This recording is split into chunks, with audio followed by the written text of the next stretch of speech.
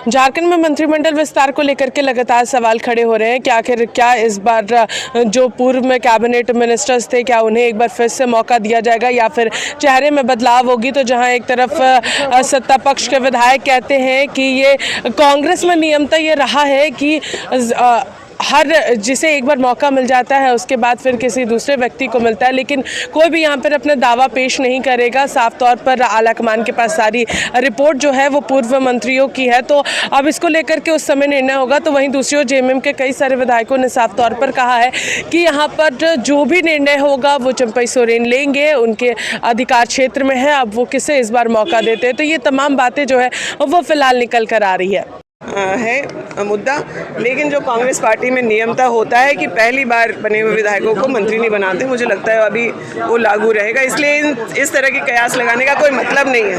आप लोग कृपया करके कल जो पिछले कई महीनों से जो राज्य में लोकतंत्र की हत्या करने का प्रयास किया जा रहा था, राजनीतिक अस्थिरता लाने का प्रयास किया जा रहा था और इस काम में राजभवन जिस तरीके से संलिप्त था उसके बारे में बात करें। आप लोगों ने देखा शायद पूरे देश के इतिहास में पहली बार ऐसा हुआ कि राजभवन राज्यपाल के द्वारा अभिभाषण में सत्ता पक्ष के विधायक खड़े रहे। इस विरोध के क्या मायने हैं इसको समझने की आवश्यकता है और जिन गंभीर मुद्दों पर सवाल किए जाने चाहिए, मेरा आप लोग मीडिया साथियों के साथियों से नाराजगी भी उन्होंने व्यक्त की है। नाराजगी व्यक्त करने का उनका अधिकार है, वो ज़रूर व्यक्त करें। लेकिन आप जब आप एक्शन का रिएक्शन देख रहे हैं तो उसके सहने की क्षमता भी होनी चाहिए। ज़रूर उनसे ऐसी कुछ ना कुछ गलती हुई है जिसकी वजह से ये परिस्थिति हुई है। बगल में बिहार का राज्य है, वहाँ के राज्यपाल 2 घंटे में बुलाते हैं। अगर संवैधानिक पद पे बैठा हुआ व्यक्ति अपने दायित्वों का निर्वहन नहीं करेगा तो सवाल तो उठेंगे ही। और अगर दायित्व निर्वहन करने में जब हमारे झारखंड के विकास और उसकी सुरक्षा और यहाँ के संवैधानिक जो शुचिता है उसको मेंटेन करने की बात हो तो सवाल और भी ज़ोर से उठेंगे और विरोध भी पुरजोर होगा। देखिए, ये निर्णय तो मैं नहीं ले सकता ना, आलाकमान को तय करना है। हम लोग कोई क्षेत्रीय पार्टी तो नहीं है, हम लोग बड़ी पार्टी है, हम लोग कांग्रेस पार्टी से बिलोंग करते हैं। आलाकमान का जो भी निर्णय होगा हम लोग उसको अनुपालन करेंगे। लेकिन सब लोग चाहता है कि हम आगे बढ़ें और राज्य को आज आवश्यकता भी है। आप देख सकते हैं 24 साल हमारा झारखंड, हम लोग झारखंड इसलिए नहीं लिए, केवल अगर हम मेरिट पर लाते आगे तो निश्चित तौर पर आज हमारा झारखंड कहीं से कहीं और होता। तो सब लोग चाहता है कि आगे बढ़ें। आपको नहीं मालूम है? क्या मालूम है, बताइए। कोई काम नहीं हुआ, आपसे छुपा हुआ है। क्या भूल गए हम लोग? भूल गए। अब मेरे मुंह से क्या जानना चाहते हैं? भूल गए। अब हमारे दोस्ती में दरार पैदा करना चाहते हैं क्या आप लोग? दरार वाली क्या बात है? छोड़िए, अब मैं क्या आप चाहेंगे कि पन्ना जी स्वास्थ्य मंत्रालय संभाले? क्यों नहीं, आप चाहेंगे सर? आप लोग देखिए ये तय आलाकमान करती है हमारे। आलाकमान को सारी जानकारी है, आलाकमान को एक मंत्रियों का हिस्ट्री पता है। आलाकमान बन्ना जी को स्वास्थ्य मंत्रालय देते हैं तो आप कितना संतुष्ट है वो बताइए उससे? वो तो बात की बात है ना। वो तो अभी बोले थे, अभी विद्रोह हम कैसे करेंगे? क्या तो बात की बात है। ये तो किसी से भी आप पूछ सकते हैं। आलाकमान को भी हम नॉट MBBS, हम MD डॉक्टर हैं, मेडिसिन ऑफिशियल हैं, तो निश्चित तौर पर मैं कहूँगा कि आलाकमान को तय करना है कि कहाँ पे मुझे रखना है। देखिए, ये बिल्कुल मैं कहना चाहता हूँ, आपने बहुत जो सवाल किया मैंने कल जवाब दिया है बीजेपी के प्रवक्ताओं को।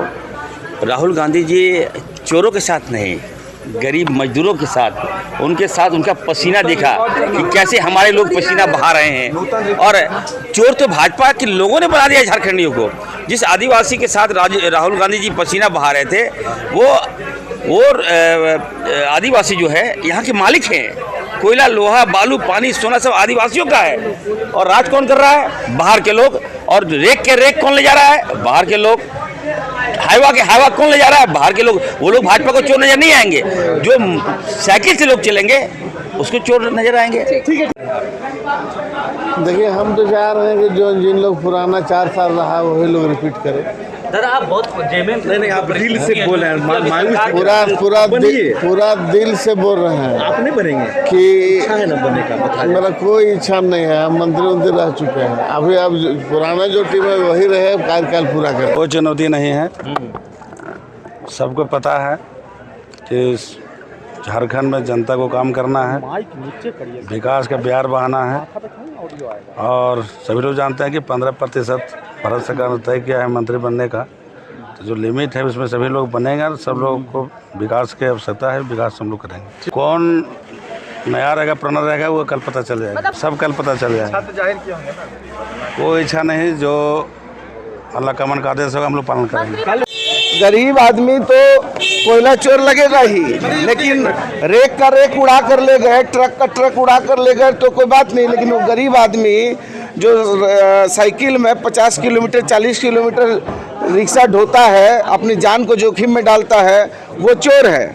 मतलब खीरा की चोरी जो कर रहा है वो चोर है, हीरा की चोरी करने वाला चोर नहीं। और राहुल जी ने तो जो ऊंचाव में वो चढ़ रहा था, नहीं ढकेल पा रहा था, तो मानवता के नाते उन्होंने पीछे सहारा दिया। बन्ना जी मंत्रिमंडल का कर विस्तार होना है, आप कहाँ पे रहेंगे? फिर वही मैं पार्टी का कार्यकर्ता था, हूँ, रहूँगा, इसमें क्या हिब्बत है। देखिए, हम लोगों ने महामहिम का कोई विरोध नहीं किया। बात यह है कि जो हमारे साथ जो जाति हुई, जो भारतीय जनता पार्टी ने राष्ट्रपति शासन लगाकर सत्ता पर कब्जा करने का जो दुस्साहस किया, लोकतंत्र की हत्या करने का जो कुंठित प्रयास किया, उसके विरोध में जनता की आवाज को सदन में हम बुलंद कर रहे थे। ठीक है बन्ना जी, आप ही के सहयोगी जो है आपके पुराने कार्यकाल पर सवाल उठाते हैं, कह रहे हैं कि अलकमान कौन? तूफान अंसारी। अरे छोटा भाई है जी, आप लोग। हो जाएगा, कोई दिक्कत नहीं। जेएमएम में कोई बदलाव को मान्य नहीं रखता है, ठीक है। हम लोग को दुख है, तकलीफ है, आक्रोश है कि हेमंत बाबू को इस तरह से फंसाया। अब इससे ज़्यादा हम लोग अभी नहीं बोल सकते। आपको कैसे पता चला? कैसे पता चला कि चुनौती है? कैसे पता चला कि चुनौती? विपक्ष अपना ख्याली पुलाव पकाते रहे, इनके मुंह से लार टपकते रहे, और हम अपना काम, इन्हें सत्ता चाहिए, सिर्फ और सिर्फ सत्ता, इसके अलावा कुछ भी नहीं। इनके देश की जनता भूखे रहे, देश की जनता के सर पे छत हो ना हो, बदन पे कपड़े हो ना हो, किसान भूखों मरे, किसान आत्महत्या करे, इन्हें सत्ता चाहिए। और हम क्या कर रहे हैं, नहीं कर रहे हैं, इसकी इन्हें चिंता रहती, इन्हें अपनी चिंता करनी चाहिए।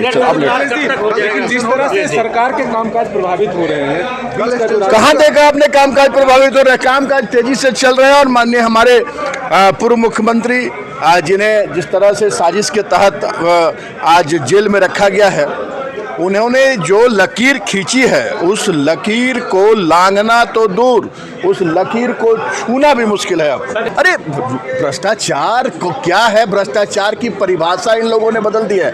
जहां उनकी सरकार नहीं है वहां भ्रष्टाचार है, और जहां उनकी सरकार है वहां सब कुछ पाक साफ है। अगर माननीय हेमंत सोरेन जी अगर उनके शरण में चले जाते, शरणागत हो जाते, तो आज सारा को जो बेवजह बिना किसी नाम का, किसी ना कोई भी प्रमाण नहीं, जबरदस्ती ये तानाशाही के तहत उनको जेल के अंदर डाला गया है।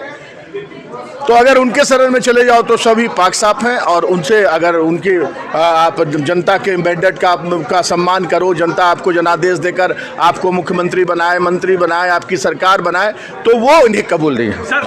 तो साफ तौर पर मंत्रिमंडल विस्तार को लेकर जहां मथुरा प्रसाद महतो ने कहा कि जो पूर्व में कैबिनेट मिनिस्टर रहे हैं, जो 4 साल पूरा किया है, उन लोगों को एक बार फिर से मौका दिया जाए। लेकिन वहीं दूसरी ओर इरफान अंसारी, पूर्व में रहे स्वास्थ्य मंत्री बन्ना गुप्ता, उन्होंने साफ तौर पर कहा है कि जो भी निर्णय होगा वो आला कमान लेंगे, किसकी इच्छा नहीं होती है कि वो आगे बढ़े। तो ये तमाम बातें जो है फिलहाल निकल कर सामने आ रही है। फिलहाल इस खबर में हमारे साथ इतना ही। सहयोगी अमन के साथ में पूजा दुबे, लाइव इंडिया, रांची।